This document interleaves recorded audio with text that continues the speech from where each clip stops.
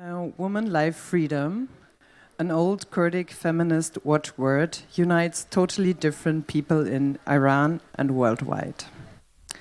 What does it stand for? Why is the movement relevant to us non-Iranian? And where are we standing in relation to it? 9 months ago, people in Iran went to the streets and started a battle against fascism, patriarchy, and corruption. Cocreation creates a space to discuss this topic interactively. Herzlich willkommen, very welcome at Content, and have a good time.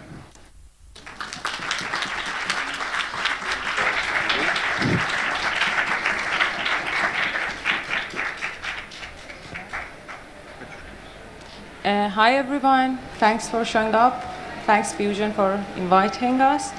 We're going to go through a history of how the oppressions are in Iran, how fascism is functioning. In the beginning, Khashi will present that, and then afterwards we would go through a briefing of history and also background of Jin Jiyan Azadi on its own. Then we will have a short video, zooming out a little bit, and then we will discuss also what does Jin Jiyan Azadi mean for you.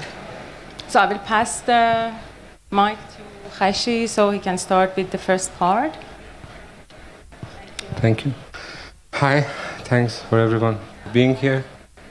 I have to say beforehand, all of this is a bit emotional for us, so in the middle of it, hopefully we will keep it a bit alive. First, I want to start with saying, where is Iran? What is the country we are talking about? This is where Iran is situated. Afghanistan, Pakistan, Saudi Arabia, Turkey, Syria, Iraq, Israel, Palestine, all of them are in this map. So this is the situation. This is the context of what we are talking about. This is the geographic location of the struggle. And the size of the country, almost twice the size of France and Germany combined, just to give you a bit of context. Very briefly, I want to show you it's always going between oppression, resistance, and there is a long history to that. 1910, I would say, is one of this country knows revolution. The last 120 years, this is the third revolution of the country. The first one, let's say 1910-ish or so, the country decided enough with monarchy, so they started, people rose, there was a revolution, people started the constitutional monarchy. 40, 50 years later, there was imperialist powers in power. They were taking the control of oil reservoir everywhere in Middle East. The country decided to nationalize the oil. There was another uprising, the oil was nationalized. 40, 50 years later, the imperialists changed from UK to US, but still we had monarchy and imperialism influencing the constitution. So there was the liberals, the left, the Islamists came together, overthrow the monarchs, and started the second revolution, so to say. The winner of that revolution was Islamic Republic of Iran. We grew up in that. We lived inside and under this system. And I want to go through the felt sense, the real experience that we had of the type of fascism we faced. Of course, after the revolution, immediately afterward, we have a sense of fascism growing. 1 year after the revolution, 1979 is the revolution, 1980, the war starts. There is an 8 years war with Iraq. And that gave power to the Islamic Republic Revolutionary Guard, militia, military. So there is a war, of course the military start to gain power. So we lived under fascism and we lived under the influence of the military. War started, and 1980 on, the last 40-something years, we have international sanction above us. Of course that influenced our life. And we are talking about 1980s, one thing happened in the world, and of course after the war, we felt the influence of it as well. Neoliberalism came. So there was all this type of economic intervention in the country that brought in our life the real influence of capitalism, the brutal aspect of it, the neoliberal growing. Of course there was resistance. Of course we tried to push for a bit of reform, but that also like kind of was oppressed. You might have heard about green movement of the 2008, 2009, a bit before the Arab Spring. That was another peak into this movement of the people. But gradually moving on, economy is going down due to all of these lines that I'm showing. And economy is going down, the oppression is increasing, the power of the military is increasing, so there is more resistance. Teachers are striking, workers are striking, women are becoming more vocal about their right, and up until 2022 September, Jina Mahsa Amini was detained because of a lack of a proper hijab, and through the brutal detention of her, she was murdered. This wasn't the first time this happened, but this time Mahsa, the colonial name, Jina, is Kurdish woman. Woman, Kurdish, two oppressed group already we are talking about. After her death, and Kurds know how to do a burial. Kurds say Shahid Namura. It's not that just the martyrs don't die, it's like we are not going to let the martyrs' name die, and this is the stone grave of Jina Amini. On top of it is written, Jina, dear, you don't die. Your name will become a code, a symbol. Few days later, the Jina revolution, the Jin Jiyan Azadi, Zendegi Azadi started, and like everywhere in Iran, not just the Kurdistan part, people are shouting in the streets, Zendegi Azadi, and say her name, Jina Mahsa Amini. So it really became a symbol.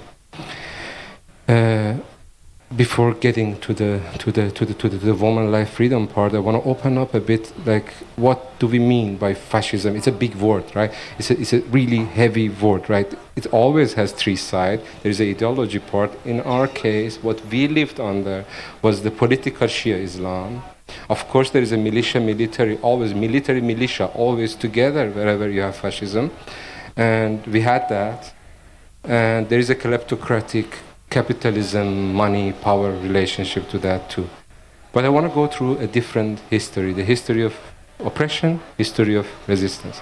And of course, feminist revolution, we start with this. 1979, just a bit after revolution, the Islamists who gained power decided this cannot continue, we have to gain control of the body of anything that is not hegemonic body of a male. So hijab, compulsory hijab discussion started, and this is the image of then, 1979.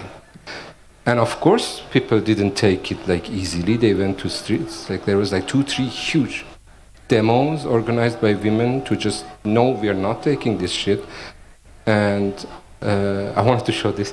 This is 1979, and it's like freedom of women is freedom of the society. This is the level of progressive revolution that ended up in such fascistic state. Fast forward 2017, another singular event that became universal. Vida Mowahed went to one of the crowdest square of Tehran, Inqilab Revolution Square. As simple as that, a unique act of performativity. Just took the scarf off, stood there, and just let the people pass by.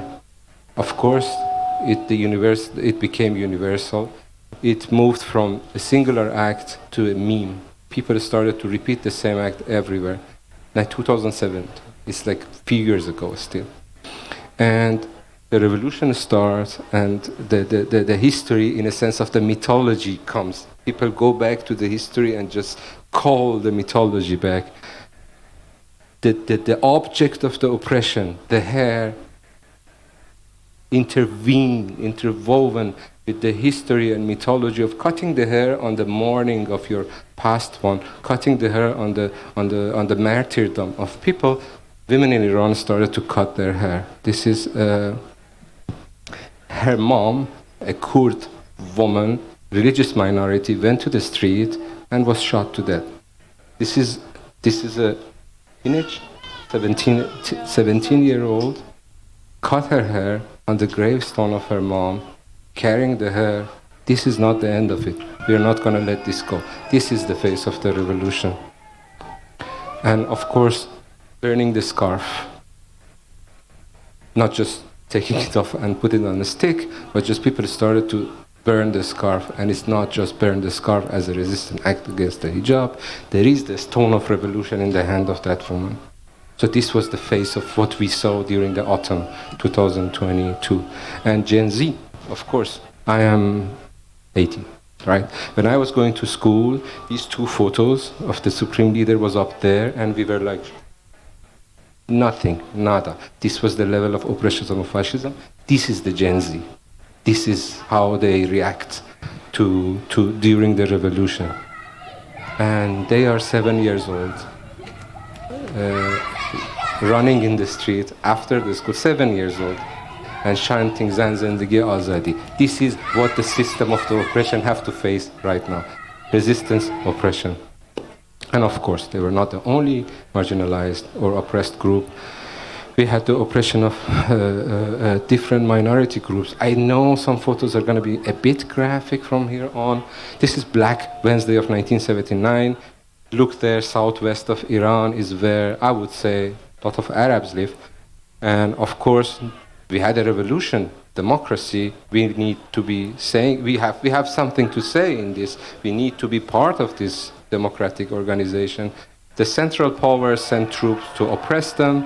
And this is the face of militia, wearing KKK masks to go and like mass murder people, Arabs in the streets. This is the Black Wednesday or the Red Wednesday of the Masha.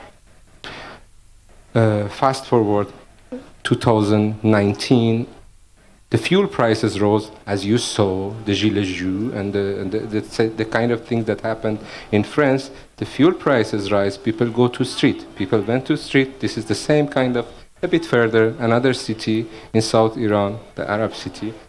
And this is the type of oppression that they faced. They sent troops to their own city. They cornered everybody in the marsh, and like 140 people were just machine gunned down there. A lot of bodies haven't been found yet. Oppression, resistance. 2 years after that, just 2 years after that brutal killing, we have the water crisis. Climate change is real, and we know that the marginalized group, oppressed group, are more influenced by climate change. That part of Iran has a serious, serious water problem. They are rich in oil, they are rich in water, but bad management and underdeveloping by the fascist regime, they have a real water problem. 2 years after the brutal oppression, they went to the street again, shouting that I like this, I don't know if you see left down here, I like this one because it says like, this is the level of understanding of the ecological crisis. It's like Karun is the name of the river passing there. It's like huge river, ships can pass through. A weak Karun means death of Khuzestan. The province will die if this river dies. It's not about just water, in this sense. Now a bit to the north, west, Kurds. Kurds are living in Turkey, Syria, Iraq, Iran. They are a nation disparate, like all over the region. I'm sorry for the graphic image. Look away. This is the rebellion of the Kurds, 1979 and 1980. Again, the fascistic regime who was setting like foot in the ground sent troops, and I don't even know how many thousand people were murdered or executed, as you see. 1979, this is like one of the images that like me living there is just like stuck there. Marivan historic exodus. Oppression is there, they're killing people, there is fight between the guerrillas and the militia in the street. People decided, enough. You want to rule over us, rule over the buildings, rule over the city. Enough, out, exodus. The whole city left the city and went to the mountain. Just to show the fascists that like, you cannot continue doing this. And of course, after some peace treaty, they came back, but like, this is the level of solidarity that existed there. Oppression, resistance. And the imagery is a bit like 40 years after, but the imagery looks the same. 40 days after the martyrdom of Jinnah, commemoration ceremony, from all the cities and villages around, people went not to the street, to the roads, to go to the Aichi cemetery in Saqqez to just commemorate the memory of the martyred one. And this is the real image of another city, Mahabad, but it's still Kurdistan. This is the real image of revolution. They were broadcasting the revolutionary progressive slogans. They were broadcasting this imagery, so that like the rest of Iran started to say that the revolution's eye and heart is Kurdistan. In this sense, this is like a bit southeast. Baluchis also are divided between Afghanistan, Pakistan, and Iran.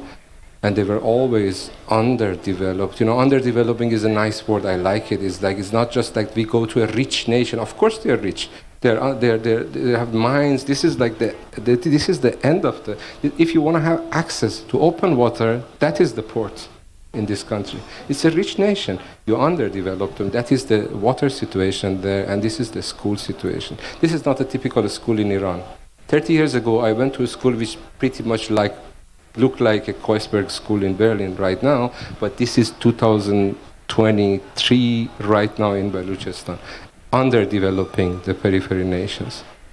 And of course, the revolution kickstart. These people go to the street. There is a Friday. They are machine gunned down from the helicopter and everywhere. Since then, for the last 9 months, these people, after every Friday prayer, go to the streets and do the demo. And with this type of progressive banners, it's not just saying what's happening to us. It's like Baluchi share of Iran is denial, bullet, and execution, and that is so true. We have the highest rate of capital punishment per capita in the world, but it's not everybody. It's Baluchis, Kurds, Arabs, marginalized, oppressed people. And what I like is like analog Twitter. They send messages to other parts of Iran. In all demo, there is a message that is saying, hey, Kurds, we are with you. Hey, Turks, we are with you. So it's like there is a communication going on through this. And you see a bit of the image, right? It's like center, periphery, oppression of center to the periphery. It's not just different nations, it's also different religions. Most of these are Sunni Muslims, not Shia Muslims. And so there is another angle of oppression, that is oppression of the religious minorities. You see the list of the fascism is like starting to take shape. 1983 execution of 10 Baha'i women. I don't remember why, who cares why, they just caught 10 Baha'i women and like the youngest of one, 17-year-old, and they just murdered them. And oppression, resistance, and it's like fascism is written down in that country. If you're Baha'i, you can go to school. Of course, you get a lot of shit, but you cannot go to university. It's written down. Baha'is are not allowed to go to university. 1987, they started their own university. Wherever there is oppression, there is resistance. There is no internet back then. This is the website now. But they started their own underground university because what? Like we cannot get high education. So oppression, resistance. And of course, fascism doesn't like queer, doesn't like non-normative, right? I'm sorry for the imagery again. Aban and Khorshid, 2005, and I want to show another side of fascism, which is like these people were reported to gay living together. They were reported and executed. This complex relation of the living under and inside fascism to report people to be executed. But of course there was resistance. 1999, you know, we are talking about 90 Square movement. 1999, the first LGBT magazine came out, Human. And of course afterward there was like platforms after platform. So the society is resisting, of course, the group. And revolution kickstarts in 2022, and one of the groups that are like coming out is like queering the public space. You see everywhere now. There's like we are here, and not just facing the regime, facing the opposition of the regime. You have to deal with us, and they are organized. This was also surprising for me. They are organized. The first manifesto of this revolution didn't come from the workers, didn't come from the teachers, didn't come from the women organization, didn't come from the different nationalities organization. It came from the LGBTQI plus community to say that this is manifesto for the regime, for the opposition, whoever want to be in the power. This is what we want. And fascism don't like left. What do you feel from this image? Like, where do you think is this? Few days after the war stopped, 8 years of war, and then war stopped, the peace treaty is signed. Few days, maybe a week, maybe 2 weeks afterward, there is mass murder, mass execution of political prisoners in Iran. There are 2,000 to some estimates say 4,500. I cannot say lefties, it's like all different groups, but majority lefties are buried in this mass grave that you see here. And again, oppression, resistance. Since then, every year, the imagery of you killed our sons, you killed our daughters, is being broadcast. Like, I grew up with the name of Havaran, knowing that there is a cemetery that the lefties were killed and buried. So they just keeping the memory alive is one act of resistance. And of course, the last 10 years, left is starting to organize more. We have much more strikes, much more organization by worker, not the official worker unions, but generally workers know how to organize themselves. And of course, they know how to do strikes when they see fit. I like this image. Teachers are organized also. The last 10 years, I would say they're organizing very well. I like this because I'm also a teacher. So I like this because she's saying that, like, I'm a teacher, I'm here to teach my student that the rights are not, nobody's going to give it, the rights are to take. You have to fight for your rights. And I have to tell my students that, so I have to be in the street. And I love every bit about that woman being in the street. And socialists, anarchists, feminists, us, we started to come out of our ideological solitude, I would say, and find each other, talk to each other, and organize around what we want. This is the graffiti coming, I think, November, I guess, somewhere, I don't know where, in Iran. And that is us in Revolutionary Erste Mai, Berlin. And the solgan is one of the famous one in Iran, which is like the roof, the book, and the wheat, power to the people. Like, this is what we want. You name other elements. These are the things that we really felt that we know from the elements of fascism in that country, but you can name other minority, marginalized, oppressed group, or groups under oppression. And this revolution, the last 9 months, of course, had a lot of bloodshed, martyrs, a lot of sad moments, a lot of suicide, a lot of execution, a lot of data you can dig up. You can dig up how many 500-something people were killed, 200-something were executed. You can dig up 100 of the killed ones on the street were kids, like literally like 15-year-olds, 16-year-olds, in few cases 9-years-old kid. You can look at the map and see that all the, it's not distributed. You have the Kurds, you have the Baluchis, and you have the Arabs there, and you have the Tehran, the center. But I thought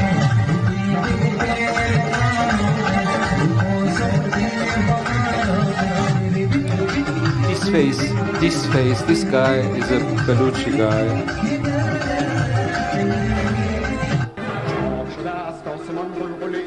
This is the real face of the revolution.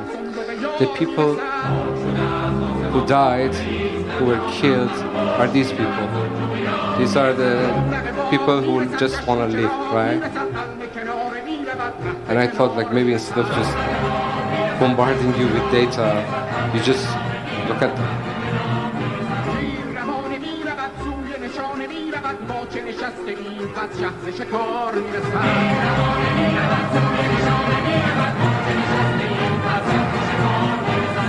سلام می کند سر قیام می کند سبز پیاده می رود غنچه سوار می رسد سلام می کند سر قیام می کند سبز پیاده می رود غنچه چاک شده است آسمان قلقل ایست در جهان انبر و مشک میدمد صندوق یار میرسد چاک شده است آسمان قلقل ایست در جهان انبر و مشک میدمد صندوق یار میرسد رونق باغ میرسد چشم و چراغ میرسد قلم کنار میرود مهد کنار میرسد رونق باغ میرسد چشم و چراغ میرسد قلم کنار میرود مهد کنار میرسد تیر روانه میرود سوی نشانه میرود با چه نشسته این قد شهر شکار میرسد تیر روانه میرود سوی نشانه میرود با چه نشسته این قد شهر شکار میرسد سلام میکند سر قیام میکند سبز پیاده میرود غنچه سوار میرسد سلام میکند سر قیام میکند سبز پیاده میرود غنچه سوار.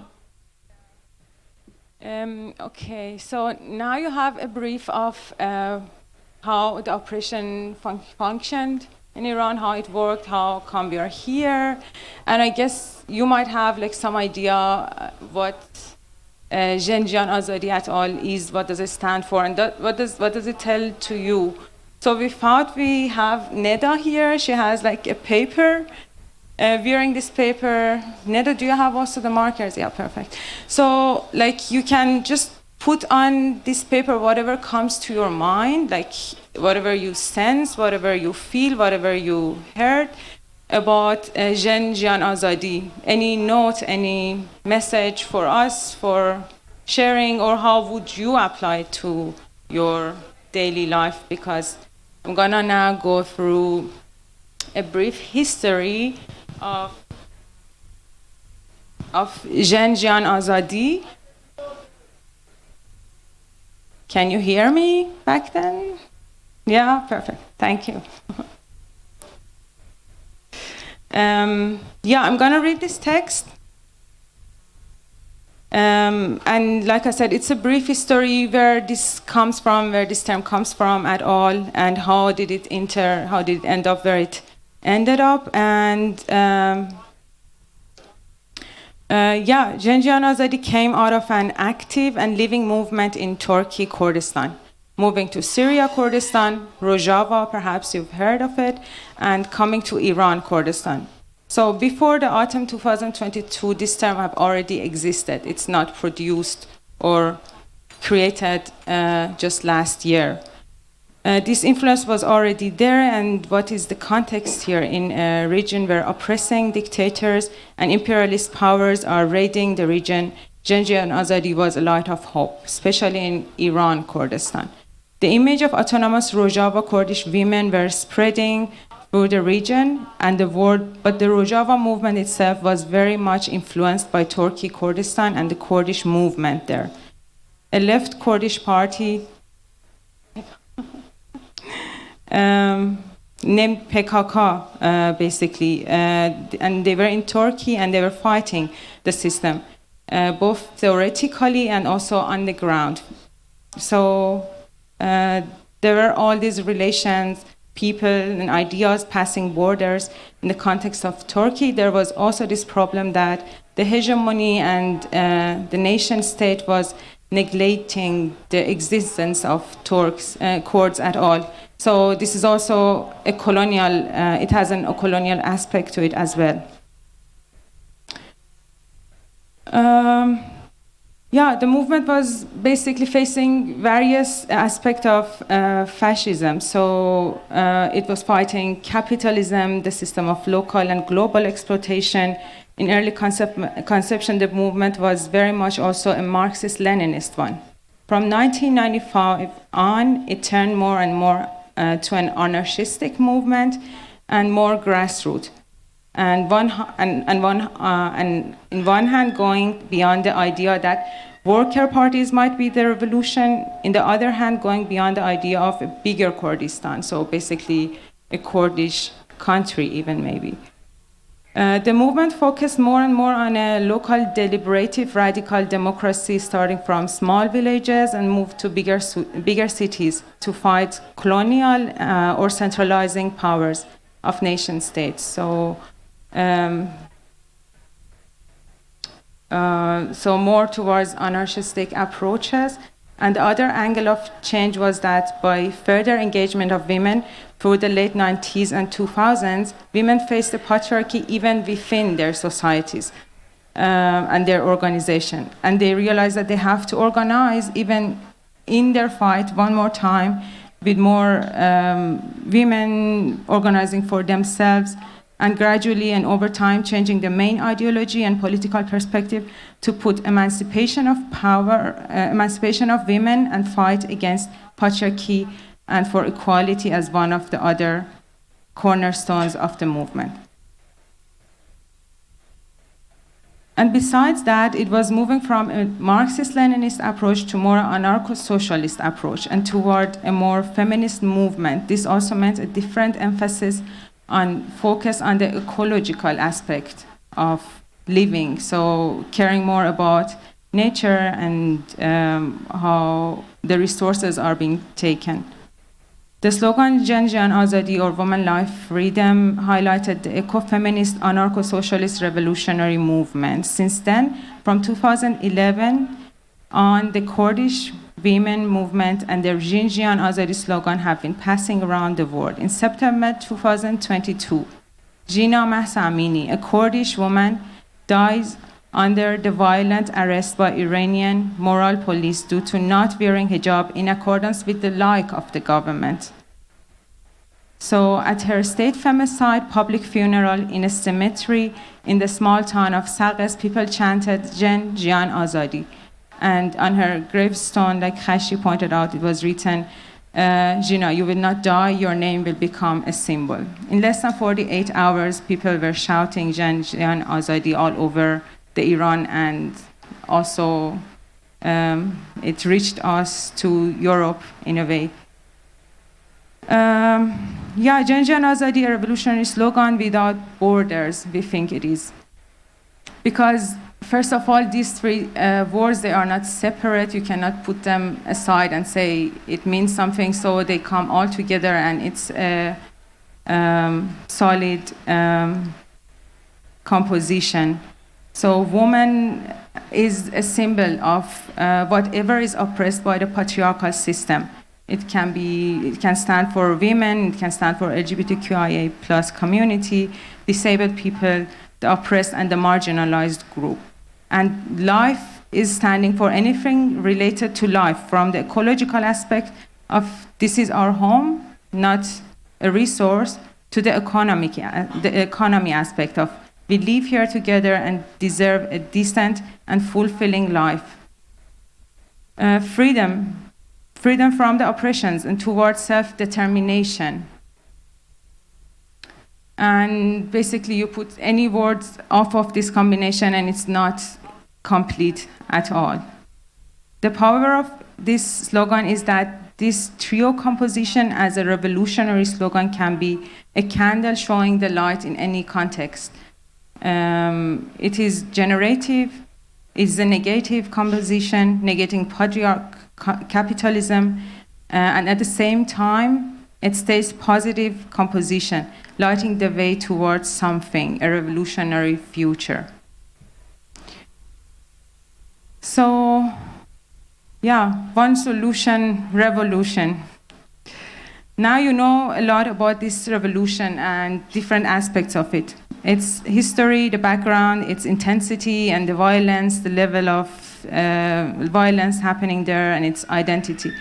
We thought it's not irrelevant if we also share with you some of our concerns. Of course, we have some concerns, like the opposition is not really, sometimes the opposition, like there are different groups from spectrum of right to left, and they might have struggles to go through this path of like now everyone have to work together, everyone have to be united, but there are definitely people from different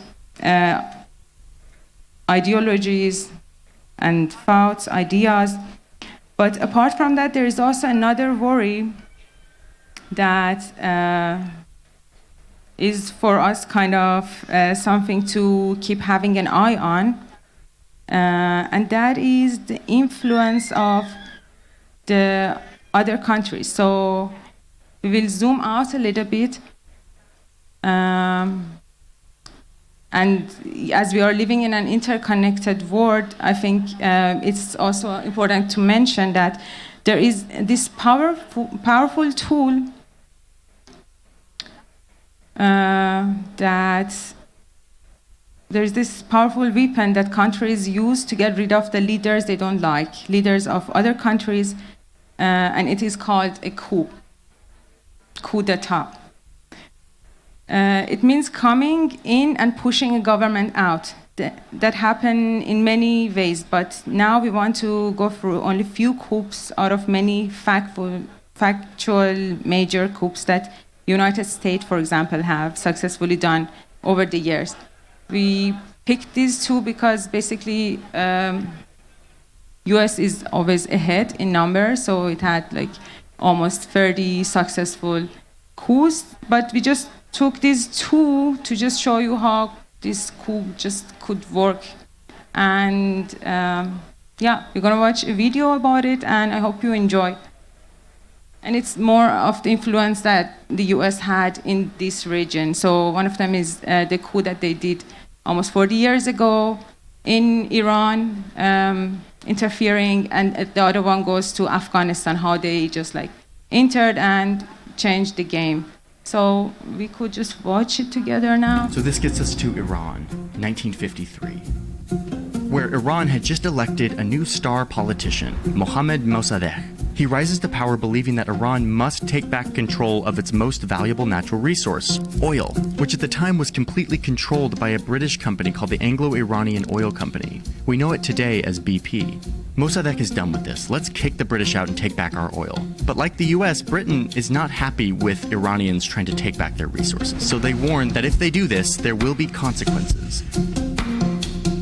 So the British catch a quick meeting with the CIA's Middle East guy who was passing through London, and they pitch him on this idea: let's throw out Mossadegh. The CIA's like, okay, and they kind of sniff communist vibes on Mossadegh with this big desire to nationalize Iran's oil, or at least they tell themselves they do. So the CIA agrees, and they secretly send this guy to Iran. He's the Middle East bureau chief, Kermit Roosevelt. He's like in his 30s. Oh, and yes, he is the grandson of another big coup guy, Teddy Roosevelt, who I have gone into in other videos. Roosevelt sneaks into Iran and is given $1 million taxpayer dollars to use, quote, in any way that would bring about the fall of Mossadegh. So now there's American CIA agents in Iran secretly trying to overthrow the government. And it's a rocky start at first with a bunch of failures. But they start using their money to get traction, bribing politicians, religious clerics, and other leaders to say divisive and controversial things about Mossadegh.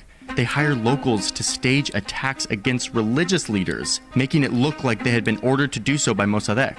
But really, they were just getting paid by the CIA to do this. And with enough time and money, they create an atmosphere of chaos and hostility and distrust among the public. Oh, and there's weapons. The CIA stashes enough weapons and explosives to support a, quote, 10,000-man guerrilla organization for 6 months, like just in case they need to, like, start a full-on conflict.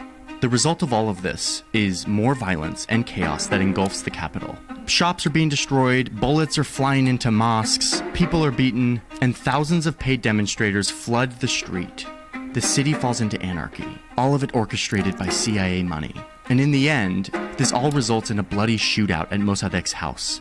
He eventually gives up and turns himself in. He's put through a sham trial and found guilty of treason and sentenced to 3 years in solitary confinement and then house arrest, where he stayed until his death. The previous ruler of Iran, Mohammad Reza Shah, which just means king, had fled the country. But now, with the democratically elected Mossadegh gone, and with the backing of the US and UK, he could charter a flight back into Iran and take control. The Shah crowns himself in a tradition which goes back 25 centuries. His title is King of Kings, and he becomes Emperor of his nation.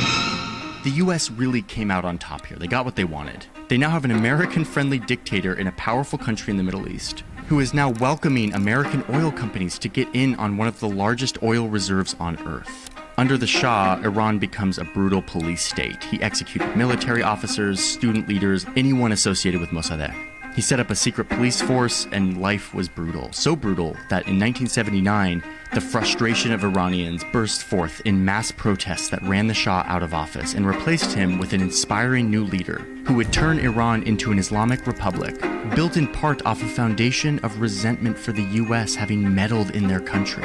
The Islamic Republic has held power ever since, and has morphed into the oppressive theocracy we know today, though maybe not for long. Before we go on, a quick reminder that all of these coups, these plans to overthrow leaders in other countries, did not require American votes or consensus or approval of Congress. It was usually just a few key men in government buildings in Washington, D.C. making this happen. These people would go on to define the Cold War and shape so many covert operations around the world that many of which we'll never know about.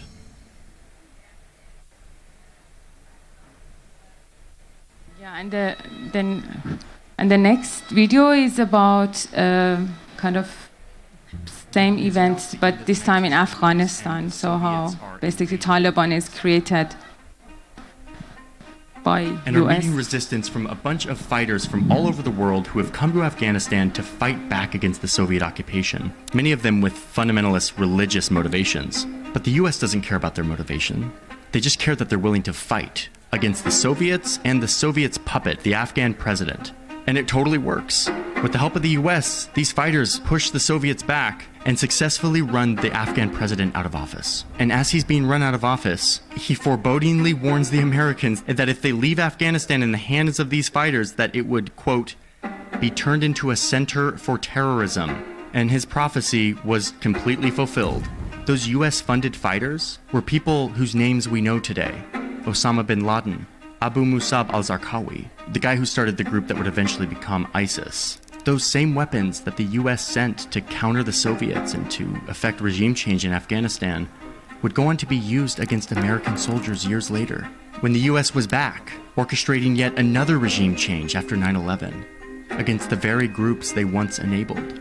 The US would eventually leave Afghanistan, only to find the country immediately falling back into Taliban rule.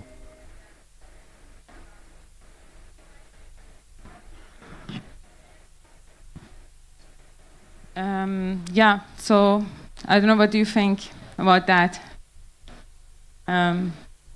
Sometimes we think we are living in a world with rules and we know what's going on, but maybe not exactly.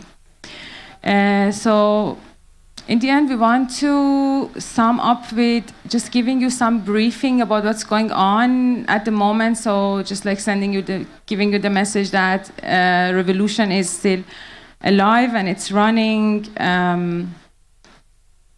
So people are still resisting all the oppressive structures and they can just write no on a paper, and that's already a political move. They can hold a figure and that's already a political move. So it's still running, and each funeral turns to a whole big demonstration, a space to fear the government just by going to a funeral. And the government would arrest the families of the killed people, and there is like still lots of also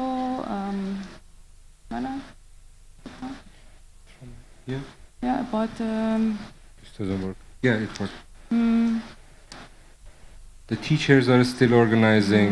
The pensioners, every week they go out. The workers are going to strike. I don't know. The Baluchis every Friday are still in the street. Art schools, wow, like this revolution happened in all universities are bubbling, but art schools are like specifically showing a big no to the system, just like last week something new came out of them. Yeah, so all in all, like what we are trying to say with this video, for example, is that Iranian revolution would not need support from Western countries. What it needs is basically them not to interfere, not to feed the more right, liberal oppositions, and basically just not to deal with Iran. As recently, UN gave again a chair to Islamic Republic, like how contradictory is that, how unacceptable is that? Or exchanging the prisoners have been started between Belgium and Iran again. U.S. is talking about starting new nuclear deals. So what people from Iran need is basically not Western countries to support it, but it's just to stop dealing with this country, accepting this country is expired, this government is expired. Yes, and I think we can open the Q&A if there is time. And thank you. Thank you.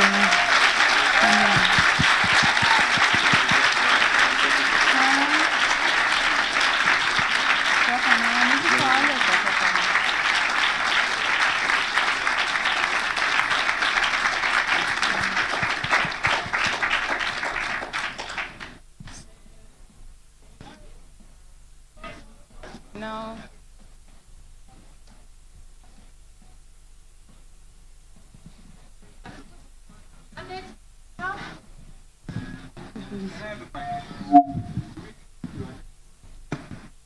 What?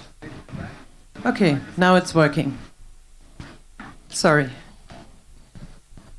Thank you very much for the presentation. It was really awesome how you covered the history and stuff. The only thing I wanted, it's not really a question, it's more like a suggestion for the oppressions, like the etc. thing, because we usually don't talk about Afghan migrants and how they're oppressed in the country, not only by the government, but also like it's a division between the countries. So I think it's worth to be talked about because we usually don't cover this. And that's the only thing I wanted to add to this awesome presentation. Thank you. Yeah, thank you for that point, because there were so many points that were missing in that presentation. I mean, the operation is so massive, but... Just one line to highlight, underline what you said, is that there are cities, like the whole city with the banner at the entrance of the city, no immigrant is allowed to the city. There are parks, no immigrant is allowed in the park, and by that they mean Afghans. So, thank you. Hi, my name is Kayvan. I'm happy to be here. I just want to say that 3 months ago I was in Iran. My cousin were in jail because participating on demonstration protests in Iran. Many of young generations are in the street, bloodshed, executed, hanged. Mullah's regime are putting a lot of pressure, financial-wise, freedom, in all aspects in people's lives. And just imagine, just close your eyes 1 second and imagine after Fusion Festival, you want to go back home and you are afraid of going back home because you were in Fusion Festival. This is a thing happening in Iran. People are coming here as an artist, participating on Fusion Festival, having programs like Nesa Azadi and Sanaz. Tomorrow night they have program. They are part of the Iranian resistance and women music producers. Please support them. Please support them. Please support them. These are people that they are connected to underground of Tehran, of deep house music of Tehran. We have great artists, great culture there, and they are looking for some stages, some great events to just show their performances, show their capabilities, show their all of their arts, emotion, whatever you can see here in Fusion Festival. I might cause some misleading or something in the festival. I'm sorry for that, but overall, thanks. This was the best part of the Fusion Festival for me.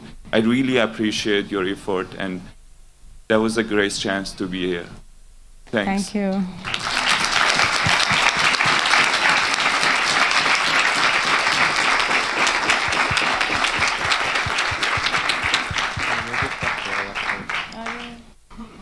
Thank you for your presentation. I wanted to ask you, as experts of your country, about the Jewish community in Iran and the approach of Israel to offer money for Jewish citizens in Iran to move to Israel Do you know something about that? Can you tell something about that?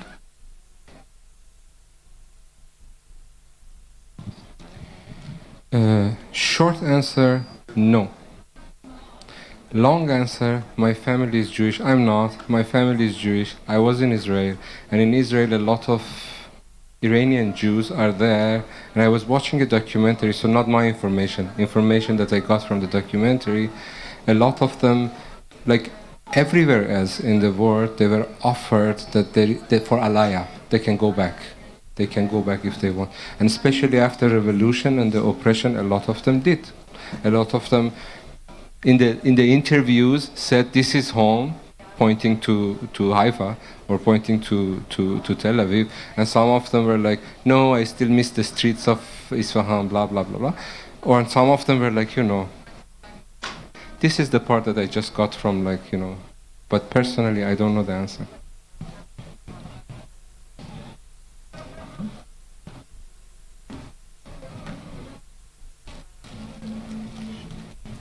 Hi, thank you for your presentation. I have one question. You made a great point when you talked about coup d'etats, when you were saying that just changing a regime doesn't change the fundamental culture and political situation in this place. So right now we have a situation when we go to protest here to support the Iranians inside Iran. We face the problem that we have to go hand in hand with actual monarchists. We have to go hand in hand with people who would use sexist and rape culture words in their slogans just because it rhymes. And it really goes against the fundamentals that we believe in with women, life, freedom. And we always are confronted with, now we are just all against the oppressors. Now we're all against the fascists. Now we're all against the government. Let's deal with it later. And they try to push it out. And it's just sometimes impossible. And it leads to conflict within the groups outside. And it's really getting difficult to get your head around that. How are we going to deal with this whole mess? Get everybody under the banner. We don't want to, sully the rights of people who believe in a king. Anybody can believe in anything they want to. But then there is these lines where we just cannot deny. And how would you suggest we go about that when we organize, when we go to protest, when somebody is saying a slogan that is, against the queer community, is against women, it's against freedom in itself? How do we deal with that on the spot? I really need some guidance on that, because I could just explode, but I don't want to ruin a whole movement, and I don't know what to do. Thanks.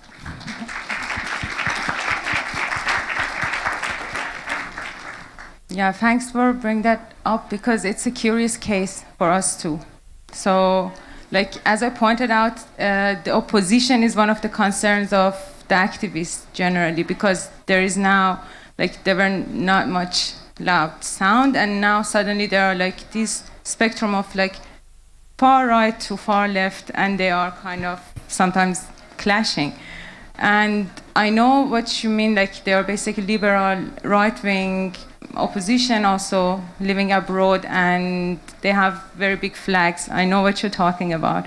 I can just give you my personal idea. I think it's about taking space. So if you are more left, you should also take more space, if that's the way to go. So, because once big time left scene of Iran was pushed under the rug, murdered, or still people in Iran have a scary idea of leftists.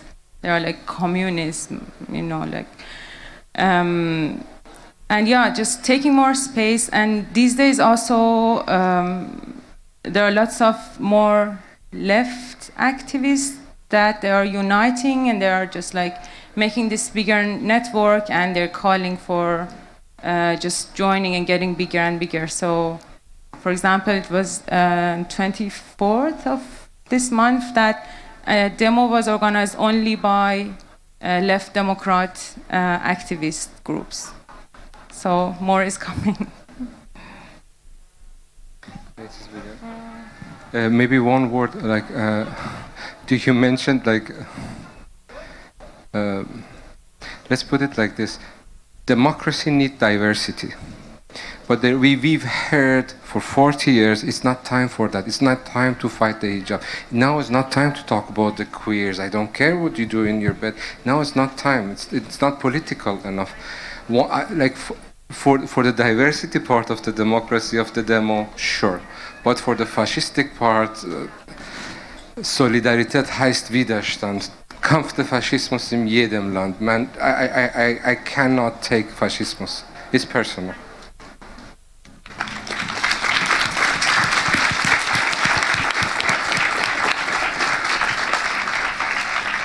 So I would also like to start by thanking you for this nice presentation. For Iranian growing up in Europe, some of the historical aspects are really interesting because you don't learn them obviously in school here. I would like to ask you a question regarding sanctions, because I would totally agree with you when you're saying we don't need foreign interventions, and I think it's one of the most important pillars of the stability of the Islamic regime is that they can point to Iraq and Afghanistan and say, look how foreign intervention ruined the country there. But what do you think? Do we need more sanctions from the West? Because I've seen it in Iran that the sanctions usually don't hit the regime, don't hit the rich people. They hit ordinary people, their health system, their social system. I know it's a difficult question, but what is your opinion about that?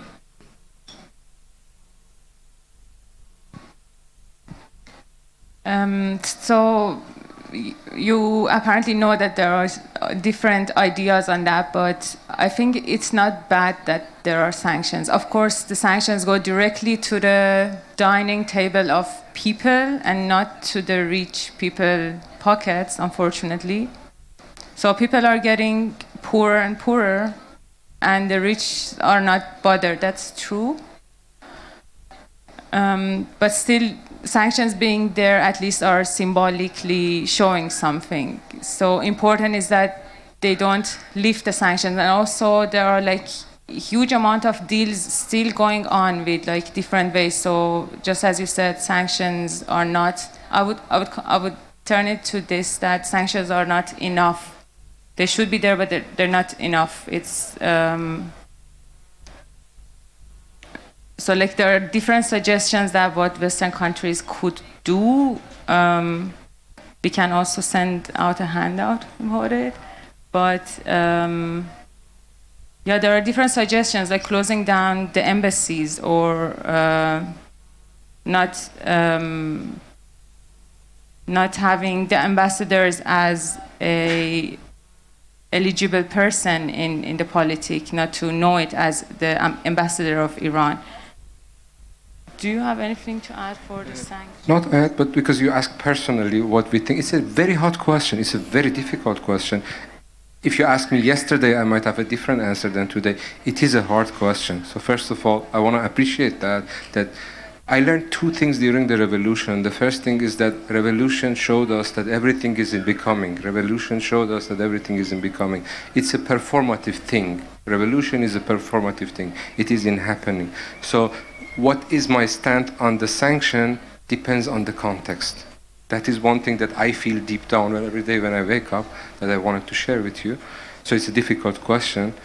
And yeah, the second thing I forgot, so leave it. Thank you for the answer. I just wanted to mention, since we're talking about oppressed groups in Iran, and I want to, and people we might have forgotten, I want to mention that, at least in my opinion, the people who have it the hardest, who are doing the hardest jobs, who have the most racism towards them, are the Afghani refugees. Or that's what I at least experienced when I was living in Iran, and even people I love and in my family are having normal people absolutely hatred and racism against poor Afghani people who just fled the war and living in Iran, working the hardest jobs. We might have want to mention them as well.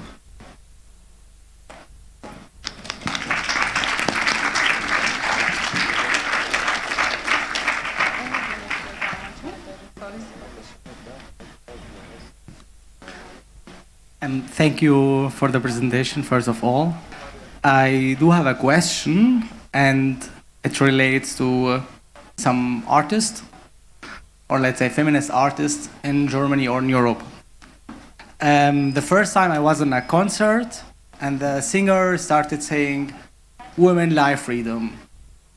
I was thinking, should I keep going? Should I say it? Because as a person from the Middle East who stands somewhere else in this world and said freedom on the street, I know the difference between saying freedom there and here. And I was like, okay, like maybe they're getting more audience or getting popular because of the sentence. So, but I did not get an answer for that. So that's why, what do you think, guys, about that?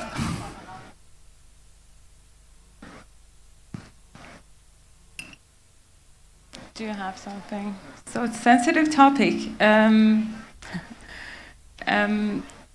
One thing, it's also very personal opinion, right? So one thing that for me personally is important is that as much as this thing is spread, I would appreciate it, because I know what kind of filtering, what kind of censoring people are facing in Iran.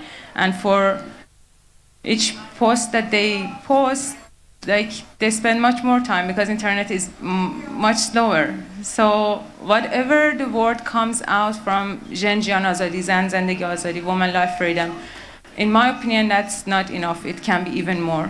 Wherever it happens, even if it's in context or not. Unless it's like something totally non-relevant, I understand. But otherwise, I think as much as it's spread, I would appreciate it. Yeah. I mean, I don't know, 2018 or something was working for, spread some news for DM25.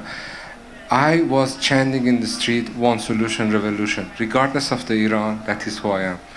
And of course, anarchism, socialism, feminism, and green. These are the things that happened in my head. Jin Jiyan Azadi manifested that for me. So I just underlined what she said. Regardless of the fact that I lived under this fascism, regardless of the fact that this is my real concern, this is my country, my daughter cannot go see my country because of the fascism, regardless of that, still as a revolutionary, like for me these three words is on the level of the liberté, fraternité, you know, like that level of richness plus the progressive last 200 years of the world history. So yes, I will underline that, spread it. Jin Jiyan Azadi.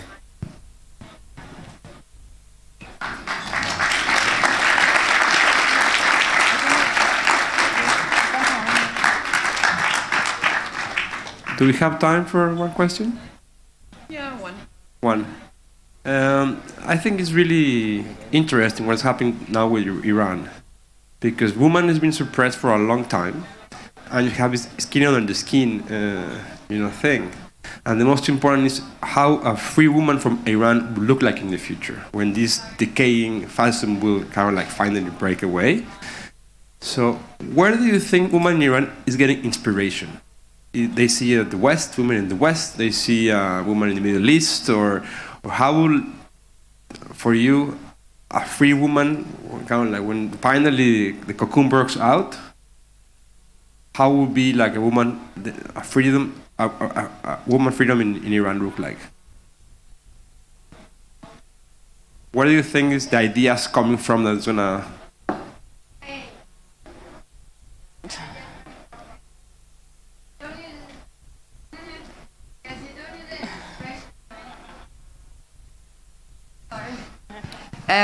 I think it's coming from prem because we experienced something and it developed to something out. It needs to get out. That's the reason actually people rise up, because they are suffering and they this lack of freedom make them stronger, so they rise up against it.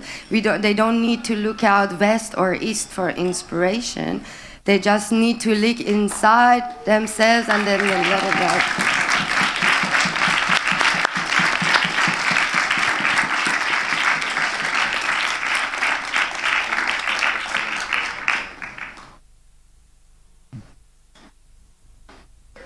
I think time is over.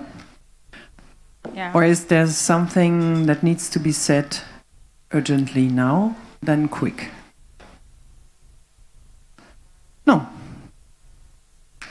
Thank you one more time. Thank you, Women Life Freedom. Thank you.